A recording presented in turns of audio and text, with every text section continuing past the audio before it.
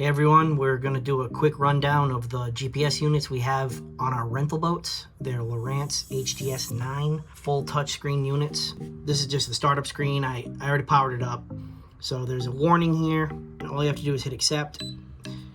This brings you to the chart. The good thing about these, like I said, they're full touchscreen, so you don't really need to use any of these buttons very often. You can zoom in and out with this, but it's also kind of like your phone or iPhone nowadays. You can pinch and drag and see wherever you want to go. The only thing you want to do is if you ever touch the screen, you just hit clear cursor up here and it brings you back directly. It puts the boat in the center of the screen and tracks the vessel that you're on. All the units are exactly the same on all three boats. And what we've done is we've loaded certain waypoints for fishing, sightseeing, and caution and safety things on all the units. So you see there it says home dock. If you zoom out here to a bigger picture of the Port of Valdez, you'll see some warning signs for shallow areas. This is the oil terminal right here. We put stop signs. That means stop. Buoys out there, but a lot of people don't even know you can't go inside there, so it's a pretty heavy fine if you do. So we've labeled all that. Labeled areas where the glaciers are. Come down here, down the arm, down to Columbia Glacier area. Obviously we have that closed off because of the heavy ice in there. Zoom out, you can see the full area that we allow. The Titlic Narrows. This is Knowles Head down here, Red Head. So this is the start of where Prince William Sound gets really big. So you're talking as straight as a crow flies, that's about 35 miles away from Valdez. So we let you go pretty far. You can get out into some halibut fishing, rock fishing, obviously salmon fishing, sightseeing. We've marked a bunch of spots. If you zoom in over here where the X's are, we've got spots marked up there you can see for sea lion viewing and puffin viewing, all that good stuff. You hit clear cursor, that brings you back to the boat. Another option that a lot of people want to do is use the depth sounder or the fish finder. So you're going to go up here to the page button, you hit that, and sonar, you can do it full screen and it'll read for you 13 feet. We leave it on auto. That's how we normally run it. What a lot of guys do if you're trolling and stuff, you can split screen it, which is this option right here. You have a nice split screen of your chart plotter on the left hand side. You got your depth sounder on the right hand side.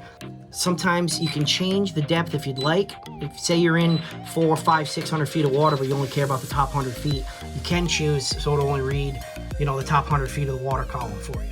Most of the time though, we do run it on auto. This is helpful when you're trying to anchor for halibut fishing or you're looking for stuff like that to see where the humps are and structure when you're marking rockfish and everything. And if you always just want to go back, you hit the page, you come over here to chart, and it'll give you the full screen. The trick with these GPSs is you really want to leave them zoomed in, not all the way, but the closer you are, the more detail you have. If you zoom out too far, you kind of lose a lot of detail, and that's when people get in trouble as far as rocks and shallow areas. You'll see all these marks right here. We'll zoom close in on one. These red, kind of little black and red things, those are rocks. So these little things right there are rocks, and they are there. White is deeper, and light blue, dark blue to green, it gets shallower that way. So white is actually deeper where you can see 900 feet, 1,000 feet. But that's it. All the marks are on here. It said touchscreen, play around, just hit clear cursor. That always brings you back to the vessel.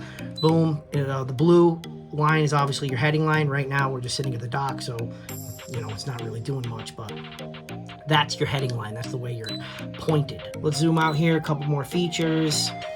Tide charts. Those are nice. If you click on the tide chart, you bring it up, you press it, it'll show you. Right now it's dead low. It's 7:30 at night. It's in the valley. It's dead low. You can see that it was high tide at about 1 o'clock this afternoon. So that's nice. You can see what the tide's doing. If it's coming in, it's dead low right now. It's going to start coming in. It goes up, it goes down. You can X out of that. Being able to use it and play with it and getting comfortable with it, but they're pretty simple to use. We've really added a lot of features to make it almost dummy proof for all the dummies out there. And that's it. Clear cursor, always brings you home, back to the boat. Pages, split screen, you got your sonar. You don't really have to mess with the sonar at all. We have them where they need to be, where they should be. You don't have to adjust any of the settings. And that's it.